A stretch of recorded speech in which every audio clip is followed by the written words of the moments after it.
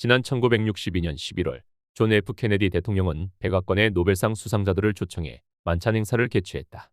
이날 행사에는 여성으로는 최초로 노벨문학상을 수상한 펄벅 여사도 참석했다. 지난파로 잘 알려진 펄벅 여사는 당시 한국을 배경으로 한 작품 살아있는 갈대를 집필 중이었다. 펄벅 재단 홈페이지에 따르면 펄벅 여사가 한국 관련 소설을 쓰고 있다는 이야기를 들은 케네디 대통령은 느닷없이 주한미군이 한국에서 빠져나와야 할 텐데 일본이 한국을 다스리도록 하는 게 좋겠습니다 라고 말했다. 펄벅 여사는 케네디가 한국에 대해 너무 모르고 있다는 생각에 소설이 출판된 1963년 11월 첫 책을 백악관에 보냈다. 하지만 책이 배달되던 날 케네디는 댈러스에서 암살당해 이 책을 읽지 못했다.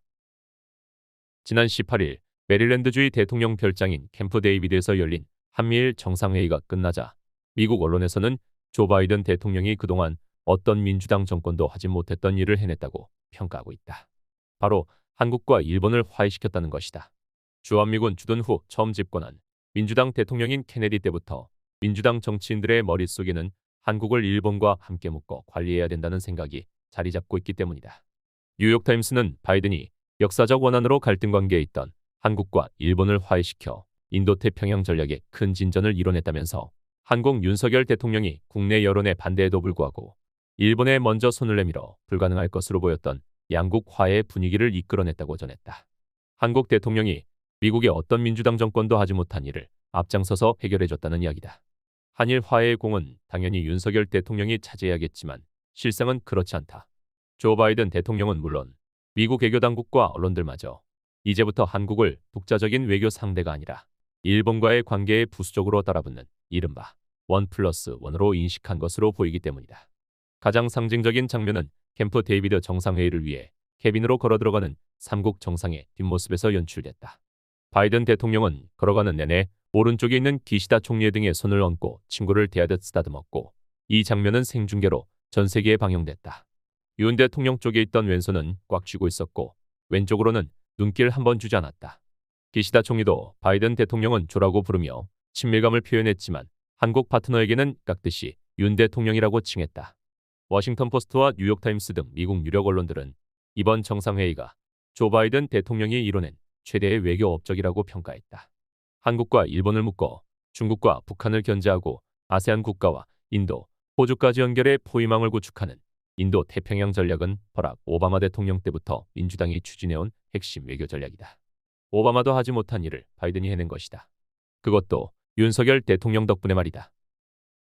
미국에게 특히 민주당 정권에게 가장 중요한 아시아 파트너는 한국이 아니라 일본이다. 중국의 해양 진출을 막을 수 있는 보루는 한국이 아닌 일본이고 한국은 일본과 함께 패키지로 관리할 수 있는 국가로 보고 있는 것이 현실이다. 이번 정상회의에서 북핵 문제보다 대만 문제를 먼저 거론한 것도 이 같은 인식을 보여주는 증거다. 또한 한미일 정상회의를 연례화하기로 하면서 한국과 미국 간의 상호외교를 일본이 개입하는 다자외교가 대체할 것이라는 전망도 나오고 있다.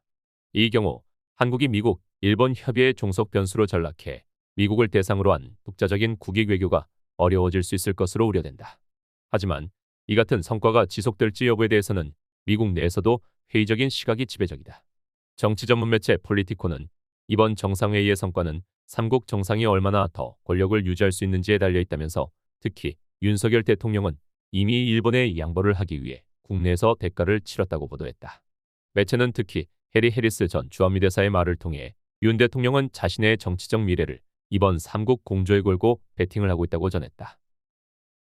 끝으로 정책연구소인 퀸시 인스티튜트는 삼국의 협력이 장기적으로 성공하려면 한국과 일본이 중국과 외교적 융통성을 가질 수 있도록 해야 한다면서 삼국이 계속 한자리에 모여 중국을 자극한다면 중국에 대한 경제 의존도가 큰 한국과 일본이 심각한 딜레마에 빠질 것이라고 분석했다.